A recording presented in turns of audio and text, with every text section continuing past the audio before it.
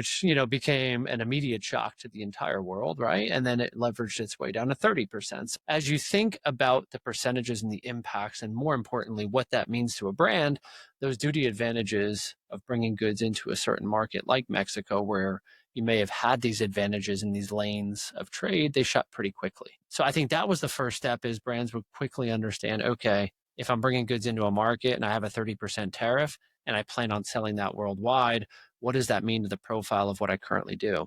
Do I need to just uplift my prices by 30%? The answer is no. The answer is, let's understand what the overall mix of profile it is that you're selling on your web store today. Let's understand and build out an average so that, yes, you're keeping your business whole. You're running the same profitability figure that you had in the past prior to the tariff uncertainty or change, should I call it, that we've had. And let's continue to grow the business. So I think for many brands, whether you were importing directly from China to the US, China through Mexico to the US, China through Canada to the US, there was always a strategy and a cost impact that we needed to look after with the brands. And that's something that we micromanage together to make sure they continue to scale and grow in a profitable manner. Finally, Udian Bose from NetElixir shares his philosophy on AI and digital marketing.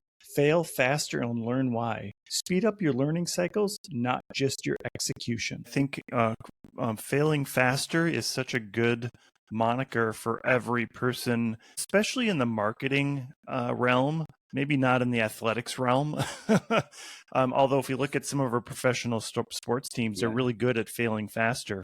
But in the digital marketing space, failing faster means that you've learned something about why it failed and you can do the next one better. Give us some background about why you focused on failing faster. I have to sort of trace that roots back to the bingo business that I built. I didn't know as much, right? So, I was starting with a clean slate, which was exciting because I could really test things and come up with the hypothesis, etc., etc. And there were like relentless failures, probably about fail 20 times and get one win. But that one win gave you so much happiness. It's really even difficult for me to express in words.